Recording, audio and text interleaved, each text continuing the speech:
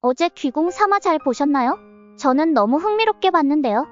오늘은 SBS 금토 드라마 귀공 4화 예고편을 바탕으로 왕의 몸에 깃든 팔척귀의 저주, 여리와 강철의 새로운 동맹, 그리고 앞으로 펼쳐질 테마 판타지의 핵심 포인트를 뇌피셜과 함께 쉽고 재미있게 풀어드릴게요.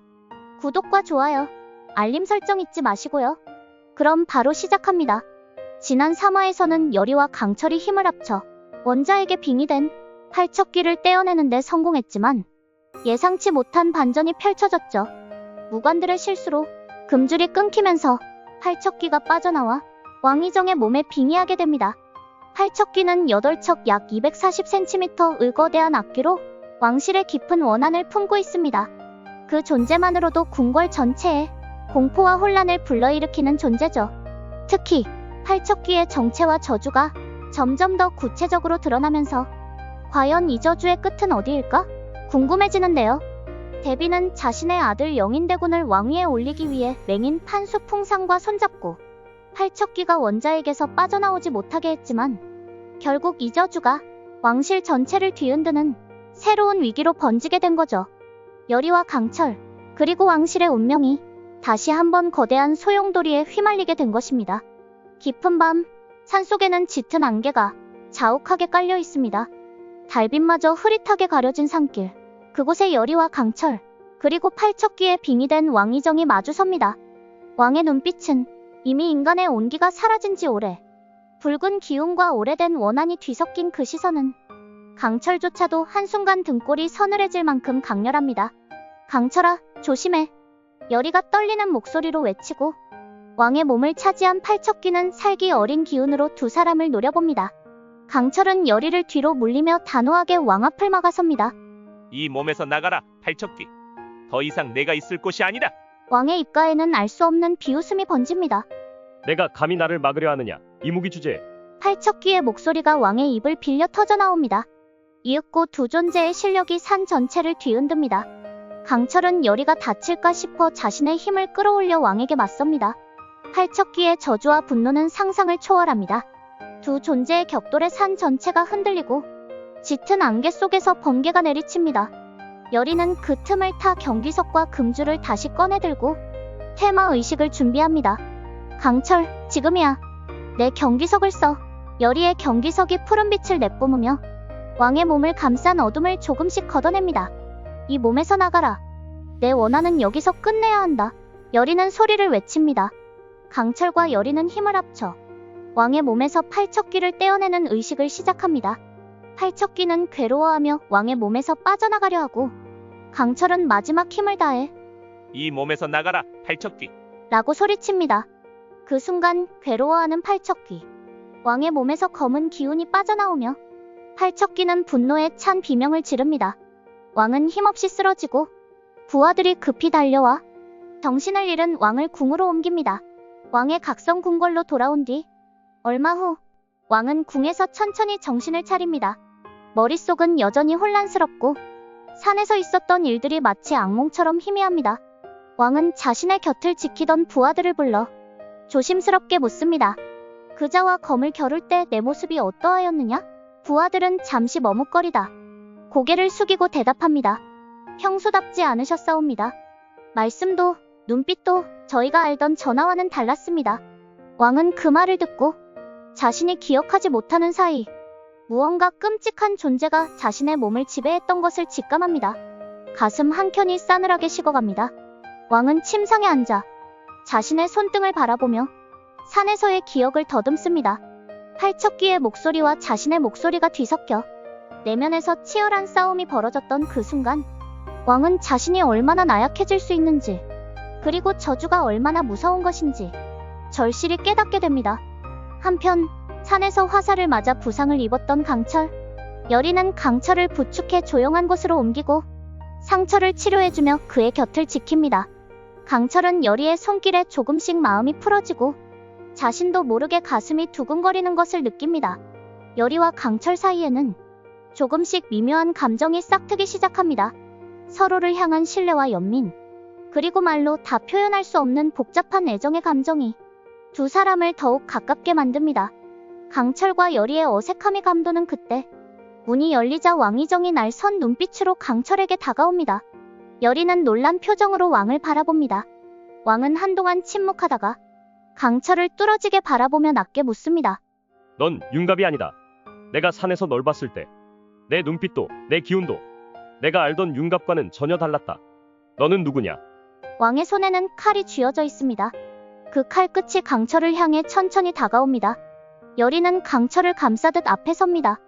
강철은 왕의 눈을 피하지 않고 답합니다. 전하, 저도 제 기억이 온전치 않다는 걸 알고 있지 않느냐? 팔척귀의 저주에 휘말려 죽을 고비를 여러 번 넘긴 뒤 이 몸에 깃든 혼령이 뒤섞인 듯하다. 왕은 칼을 더 가까이 들이대며 거짓말하지 마라. 내가 산에서 느낀 기운, 그건 인간의 것이 아니었다. 강철은 잠시 침묵하다가 너도 알지 않습니까? 팔척귀가 인간의 몸에 깃들면 그 주변의 모든 것이 뒤틀리는 것을. 나 역시 그 저주의 영향을 받은 것뿐이다. 여리가 조심스럽게 왕을 설득합니다. 전하, 지금은 서로를 의심할 때가 아닙니다. 팔척귀의 저주가 여전히 궁궐을 맴돌고 있습니다. 왕은 한동안 강철과 여리를 번갈아 바라보다 칼을 거둡니다. 좋다. 지금은 내 정체를 밝힐 때가 아닌 듯하다. 하지만 내 눈을 속일 수는 없을 것이다. 이 궁궐에서 함부로 움직이지 말거라. 내가 지켜보고 있을 것이다. 왕은 마지막 경계의 시선을 남기고 방을 나섭니다. 여리는 안도의 한숨을 내쉬고 강철은 잠시 고개를 숙입니다. 내가 누구든 팔척귀를 막을 힘만 있다면 지금은 그게 중요하다. 왕은 속으로 그렇게 다짐하며 다시 궁궐의 어둠 속으로 사라집니다. 왕의 변화와 팔척귀의 위협이 계속되는 가운데 여리는 깊은 밤 강철을 찾아갑니다. 달빛이 희미하게 비추는 방 안. 여리는 조용히 문을 열고 들어섭니다. 내 몸 너한테 줄게. 제발 윤갑나리를 구해줘. 여리의 눈빛에는 결연함과 간절함이 뒤섞여 있습니다. 강철은 화를 내며 너가 죽을 수도 있다고. 그동안 그렇게 나를 거부하더니 거짓말쟁이 윤갑을 위해 이런다고. 강철은 화를 내며 집으로 돌아갑니다. 다음 날, 몸 잘 회복하고 있어. 난 윤갑나리를 위해 방법을 찾아야겠어. 라고 이야기하며 짐을 쌉니다. 어디 가는데? 강철이 묻자 너가 윤갑나리를 구해준다면 알려줄게. 나보고 그놈을 또 상대하라고? 넌 팔척귀가 무섭지도 않아. 여리는 고개를 끄덕입니다. 무섭지만 이번엔 절대 포기하지 않을 거야. 윤갑나리를 반드시 구할 거야. 강철은 여리의 진심의 마음이 흔들리지만 팔척귀의 위력과 그 싸움의 대가를 잘 알기에 쉽게 결정을 내리지 못합니다.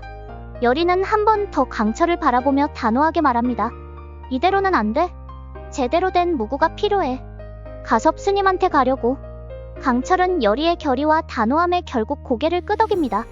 두 사람은 팔척귀를 대적할 힘을 얻기 위해 가섭 스님을 찾아 나서기로 결심합니다. 이렇게 여리의 간절함과 주도적인 결의, 그리고 강철의 동행이 더해지며 두 사람의 새로운 동맹이 시작됩니다. 여리와 강철은 팔척귀를 퇴치할 결정적 무구를 찾기 위해 깊은 산중의 고요한 사찰을 찾습니다. 이곳이 바로 전설의 테마승 가섭 스님이 머무는 곳입니다. 사찰 마당에 들어선 순간 강철은 묘한 위압감을 느낍니다. 그때 가섭 스님이 조용히 모습을 드러냅니다. 스님은 강철을 한번 훑어보더니 단호한 목소리로 말합니다. 내 놈, 인간이 아니로구나. 강철 역시 스님의 범상치 않은 도력과 신비로운 기운에 경계심을 드러냅니다. 스님, 당신도 평범한 인간이 아니군. 두 사람은 서로의 힘을 시험하듯 자연스럽게 대치하게 됩니다. 가섭 스님은 손끝에 염주를 감고 주문을 외우고 강철은 이무기의 실력을 끌어올립니다. 천둥과 번개가 사찰을 감싸며 두 존재의 힘이 부딪히는 순간 주변의 나무와 기왓장이 흔들리고 공기가 진동합니다. 이 싸움의 이유는 단순한 오해에서 비롯됐습니다. 가섭 스님은 팔척귀의 기운을 따라온 자가 또 다른 악귀일까 경계했고, 강철은 여리를 지키기 위해 그 어떤 위협에도 맞설 태세였습니다. 둘의 신경전이 극에 달할 때 여리가 급히 뛰어들어 두 사람을 말립니다. 그만하세요. 우리는 같은 편이에요. 스님, 저는 만신럽덕의 손녀 여리입니다. 지금 팔척귀가 왕실을 집어삼키고 있어요. 제발 저희를 도와주세요. 여리의 간절한 목소리에 가섭 스님은 잠시 눈을 감고 기도를 올린 뒤 여리에게 부적을 써주며 조용히 말합니다. 이 부적만으로는 팔척귀를 완전히 막을 수 없다. 강철의 힘이 반드시 필요하다. 그리고 강철을 바라보며 일침을 놓습니다. 내가 인간의 마음을 받아들이지 않으면 진정한 힘을 쓸 수 없다. 강철, 내 분노와 증오만으론 저주를 끊을 수 없다. 가섭스님은 여리에게 퇴마 의식의 핵심을 전하고 강철에게는 인간과 신령 두 세계의 경계를 넘나드는 진정한 각성을 요구합니다. 가섭스님을 만나고 돌아온 여리는 음사를 준비합니다.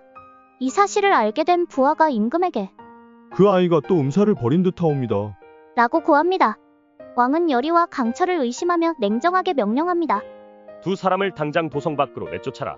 무사들이 몰려오고 여리와 강철은 서로를 바라봅니다. 강철은 왕을 향해 당당히 말합니다. 이렇게 된다면 전하의 하나뿐인 원자는 곧 죽을지도 모른다. 정말로 이대로 우리를 쫓아낼 생각인 게차. 하지만 임금은 굳은 표정으로 둘을 내쫓으라고 명령합니다. 그 명령에 따라 두 사람은 궁 밖으로 이끌려 나가지만 왕의 측근인 부하가 은밀히 둘을 안전한 곳으로 데려갑니다. 이곳에서라면 팔척귀의 기운에 방해받지 않고 원자와 전하를 구할 방법을 함께 모색할 수 있습니다. 전하께서는 겉으로는 엄하게 명을 내리셨지만 속으론 두 분이 팔척귀를 막아주길 진심으로 바라고 계십니다. 여리와 강철은 잠시 안도의 숨을 내쉬지만 이제부터가 진짜 시작임을 서로 느낀다. 부하는 깊은 눈빛으로 두 사람을 바라보며 덧붙인다. 팔척귀를 막을 수 있는 실마리 그리고 원자와 전하를 구할 해답이 바로 이곳에서 나올 수 있길 바랍니다. 저 역시 왕실의 운명을 두 분께 맡기겠습니다. 함께 방법을 찾아봅시다. 여리와 강철은 고개를 끄덕이며 부하와 함께 팔척귀의 저주를 끊고 윤갑의 홀령 그리고 왕실을 지키기 위한 준비를 한다. 이렇게 사화에서는 팔척귀와의 본격적인 퇴마 대결, 여리와 강철의 동맹, 그리고 가섭스님의 등장이 궁궐을 뒤흔드는 새로운 전환점이 될 예정입니다. 여러분은 팔척귀의 정체와 여리와 강철 그리고 왕의 운명이 어떻게 펼쳐질 것이라 예상하시나요? 댓글로 여러분의 뇌피셜과 기대를 남겨주세요. 구독과 좋아요, 알림 설정은 다음 영상 제작에 큰 힘이 됩니다. 다음엔 더 흥미진진한 분석으로 돌아올게요. 감사합니다. 이 영상은 예고편과 드라마 공개 내용을 바탕으로 한 개인적 해석과 상상입니다. 실제 방송 내용과 다를 수 있으니 재미로 즐겨주세요.